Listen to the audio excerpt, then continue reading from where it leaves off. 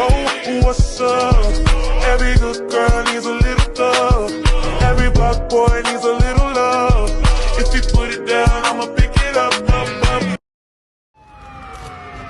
Terpaksa masuk SLB karena mengucapkan kata pamit yang ternyata menjadi pelatihan minuman keras, alkohol, dan hamil di luar nikah. Kejadian ini membuat pelajar terpaksa.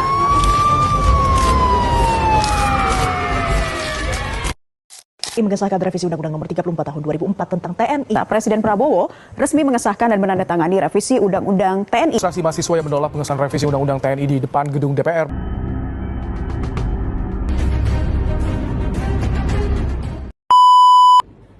Halo semuanya, selamat lagi ke podcast Hard Talk, di mana kita membahas isu-isu panas yang terjadi di Indonesia kali ini. Hari ini saya tidak sendirian, saya bersama dengan narasumber saya ini. Selamat datang.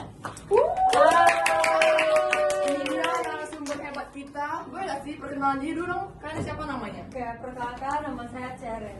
Perkenalkan nama saya Georgia. Apa kabar kalian semua? Baik. Nah, jadi sini saya mengundang kalian karena saya dengan kalian tuh kan udah pakar, udah ahli dalam hal ini. Waduh. Dari sini saya kan udah kemarin saya lihat tuh tentang RUU TNI. Kemarin kan lihat di medsos banyak yang mention tentang ini, dan juga pro kontranya. Saya juga dengar dan disahkan. Dan saya penasaran gitu loh, kayak ini isi lebih dalam tuh apa sih, kenapa bisa terjadi gitu? Oke, saya baca dari beberapa artikel sih, katanya pihak pemerintah ingin memaksimalkan peran dan fungsi TNI di luar medan perang. Jadi kan selama ini kita tahu kan, wewenang TNI itu cuma di operasi medan perang. Mereka mau kalau TNI itu ikut ambil andil dalam wilayah kewenangan di masyarakat sipil. Apalagi kan sekarang zaman modern, manusia paling dekat sama HP kan. Jadi pasti banyak banget ancaman cyber dong.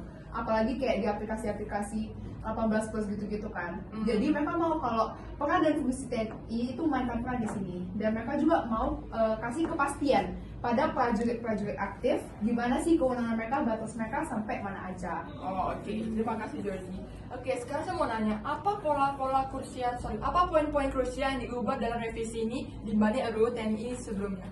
Nah, kalau kita bicara soal revisi UU TNI ini ya, poin-poin krusial yang mencuat itu ada beberapa sebenarnya. Yang paling jadi sorotan itu adalah perluasan jabatan sipil yang bisa diisi oleh prajurit aktif TNI, di perpanjangan masa dinas dan penguatan peran TNI di luar fungsi pertahanannya, yang sebelumnya sebenarnya sudah dibatasi cukup ketat ya. Kalau di UU lama, posisi sipil yang bisa diisi TNI aktif itu sangat terbatas. Ini hal-hal yang saya sangat setuju sih sebenarnya. Kalau misalkan kerja-kerja TNI itu seharusnya dibataskan dan memang harus melalui proses tertentu. Tetapi dalam revisi ini batasannya itu jadi lebih longgar malah. Ini tentu bikin banyak pihak yang bertanya, mau kemana sih sebenarnya arah profesionalisme militer di negara kita ini sebenarnya? Oh, jadi kayak mereka TNI itu kayak udah mulai kayak keluar gitu lah, anggap orang-orang kayak kurang, kayak apa sebenarnya TNI itu apa sih, kayak orang tuh pada bingung gak sih? Iya, gitu. benar. Nah, oke, sebenarnya saya mau nanya, bagaimana sih proses revisi ini berjalan sejauh ini? Oke, proses revisi berjalan sejauh ini tuh sebenarnya ada dua sudut pandang ya. Saya ambil dulu dari sudut pandang Ketua DPR, yaitu Puan Maharani. Dia bilang kalau misalkan sejauh ini proses ini sudah memperlakukan asas keterbukaan dan juga publisitas, di mana mereka sudah melakukan proses ini secara sangat terbuka kepada masyarakat. Tapi kalau misalnya kita ambil dari sudut pandang warga negara Indonesia, mereka bilang kalau misalkan apa yang dikatakan Ketua DPR ini kurang konkret sebenarnya, karena mereka nggak sebagai warga tuh mereka nggak ada dapat informasi terbaru mengenai revisi ini. Bahkan mereka pun nggak tahu apa sih yang mengakali tiba-tiba adanya revisi RUU TNI ini. Apalagi kalian tahu nggak sih kemarin baru-baru ini para DPR, pemerintah, gitu-gitu dan lain-lain terciduk mengadakan pertemuan di Hotel Bintang 5. Nah, ini makin mengajukan adanya pro dan kontra antara warga negara Indonesia dan juga pihak pemerintah dan hukum. Karena baru saja mereka menyatakan bahwa anggaran Indonesia itu sebenarnya sedang menurun, tapi mereka malah mengadakan meeting di Hotel Bintang 5. Ini parah banget sih, Pak. Seharusnya kan pemerintah saya mengadakan yang terbuka abang masyarakat. Mereka malah nutup-nutup. Dan apalagi ada warga negara yang berusaha untuk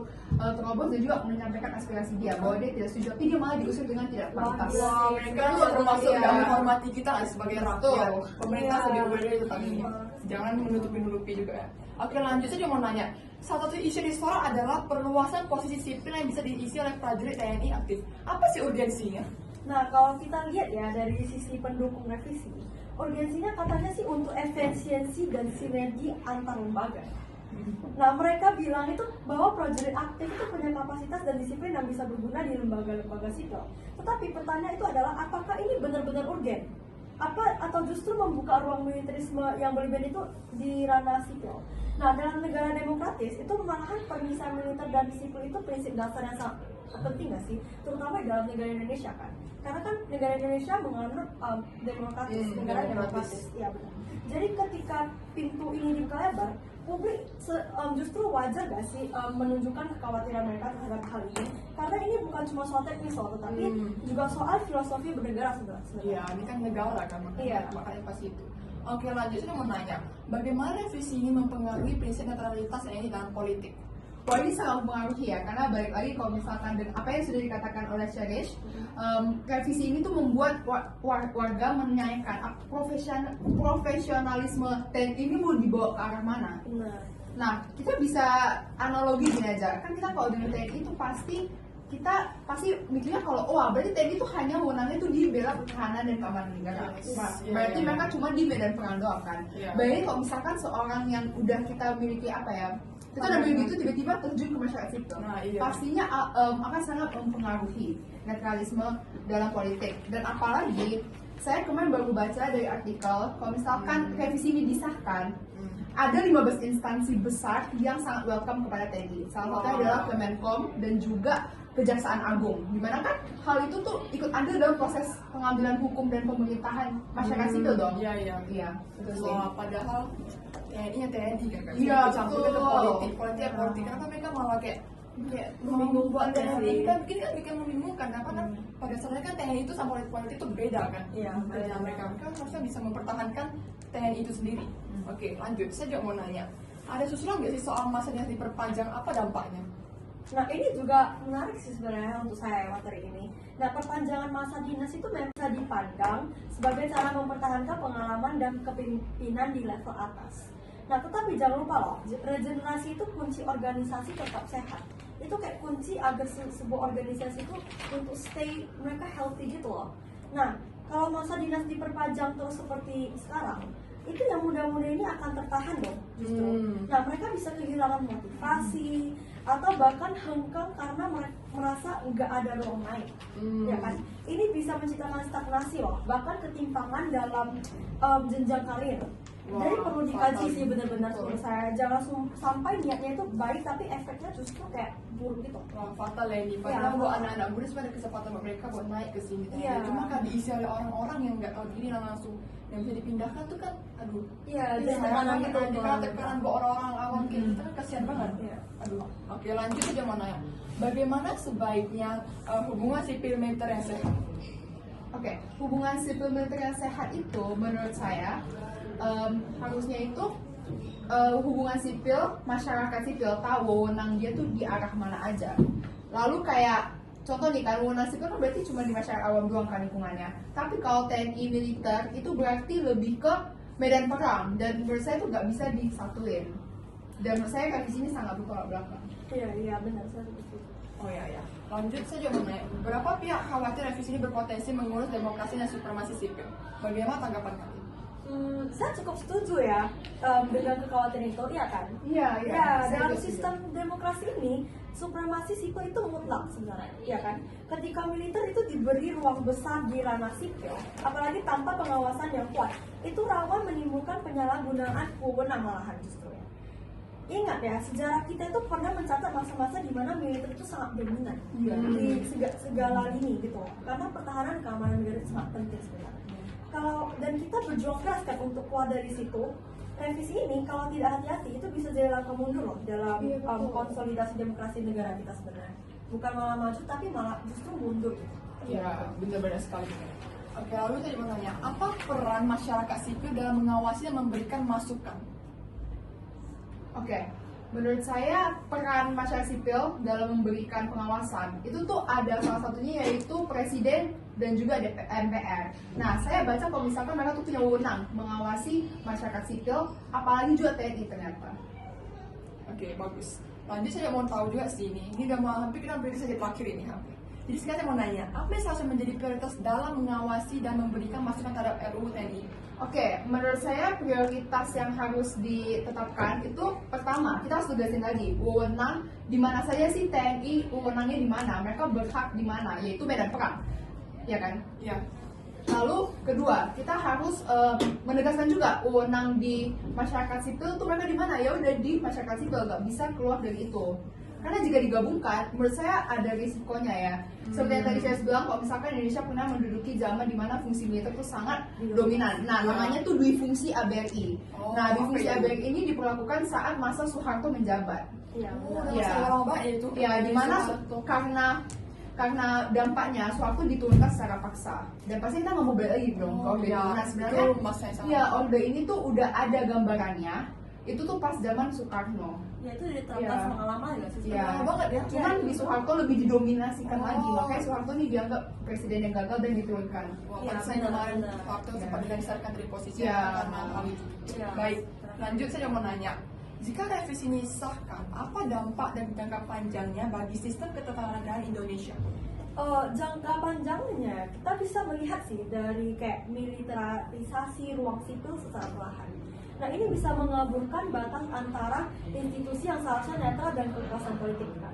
Nah ketatanegaraan kita itu bisa kembali ke model yang lebih otoriter, di mana TNI bukan cuma alat pertahanan, tapi juga jadi pemain di banyak sektor strategis. Itu kayak hal-hal yang membingungkan gak sih sebenarnya? Nah ini bisa loh melemahkan sistem checks and balance dan membuat demokrasi kita itu semakin rapuh. Kayak demokrasi itu makin lama makin menghilang gitu. Iya, padahal Indonesia kan negara demokrasi. Iya, harus menerapkan sistem demokrasi. Tapi kalau dimakin itu malah hilang sih demokrasi. Iya, Hilang Indonesia iya. dan ayo, oke. Ini kita udah masuk ke pertanyaan terakhir ini. Jadi apa sih harapan kalian berdua terhadap DPR dan pemerintah dalam menyikapi majukan publik terhadap revisi? Oke, saya mulai ya. Iya. Nah, harapan saya terhadap DPR kan kita bisa tahu ya, DPR itu kesingkatan dari Dewan Perwakilan Rakyat, di mana tugas DPR dan fungsi DPR itu adalah mewakilkan aspirasi rakyat. Ya, kan? benar sekali. Saya harap mereka bisa lebih menegaskan hal tersebut sih, apalagi kan kayak menurut saya mereka tuh sudah kurang bisa melaksanakan tugas mereka. Apalagi contoh konkret yang udah saya sebutkan tadi, di mana mereka mengusir rakyat secara tidak terhormat saat berusaha mencoba menyampaikan aspirasinya kan.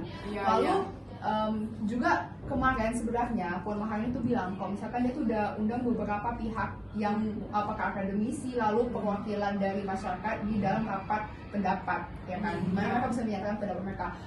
Ternyata rapat itu sebenarnya nggak bisa dibuktikan kebenarannya karena masyarakat mengaku bahwa dia tidak menerima draft hasil meeting tersebut sama sekali. Ya, dan juga bukti lagi bahwa revisi ini ternyata disahkan, padahal kita sebenarnya sangat kontra terhadap hal itu sebagai WNI kan, itu sangat menentang. Jadi menurut saya itu sih, mereka ada bahasa rakyat yang sangat menentang kan. Makanya kemarin aku dengar mereka ada demo, demo di depan kantor pemerintah. Tapi katanya pemerintah bahkan tidak ada membuka pintu dan malah mengusir mereka. Which is kayak itu parah banget guys. Maksudnya pemerintah pro rakyat itu kenapa sekarang mereka malah melakukan hal seperti ini, justru ini sangat menyimpang banget. Saya nggak sih rakyat-rakyat yang main ada betul. Maksudnya pemerintah lebih mendengarkan lagi aspirasi rakyat. Ya kalau menurut saya seperti yang dibilang Jojo tadi, bahwa kalau misalkan kita lihat ya dari nama DPR perwakilan rakyat, nah itu justru kalau misalnya udah diberikan judulnya begitu, bahwa dia harus dengarkan rakyat. Nah jadi menurut saya itu kayak hal yang paling penting dan hal yang sangat saya harapkan itu adalah DPR untuk mendengarkan rakyat. Benar. Jangan buru-buru sahkan revisi karena hanya tekanan politik atau dorongan dari segmen elit. Lakukan uji publik secara terbuka, libatkan akademisi, aktivis, dan tentu saja prajurit aktif dan purnawirawan yang punya perspektif dari dalam. Revisi UU seperti ini bukan hanya soal pasal dan ayat sebenarnya, tetapi soal masa depan demokrasi kita juga. Jangan main-main loh, ini hal yang kayak sangat krusial untuk negara kita. Iya, itu juga pemerintah juga harus mendengarkan rakyat ya. Jangan kalau udah dipilih oleh rakyat, itu dipercaya oleh rakyat. Jangan malah merusak kepercayaan rakyat. Saya harap ini akan segera diubah supaya rakyat lebih puas dengan hasil dari kerjaan mereka juga. Wah, kita udah menuju di ending dari sesi kita hari ini. Ternyata saya sini sudah berjalan. Dan sini saya jadi mengerti sebenarnya itu apa yang terjadi, ternyata begini ternyata saya baru tahu. Terima kasih sudah menambah wawasan kepala saya juga audiens sudah nonton. Terima kasih sudah mengundang kami. Thank you ya udah datang ke sini. Semoga kalian ya semangat terus deh untuk membela Indonesia ini. Iya benar. Oke, sekianlah dari podcast saya hari ini. Semoga yang mendengarkan juga mendapatkan mendapatkan ide dari ini dan lebih mementingkan Indonesia ke depannya. Dan juga kepada orang lain, semoga lebih semoga bahagia terus ya, dan juga dihindari dari masalah. Bye bye.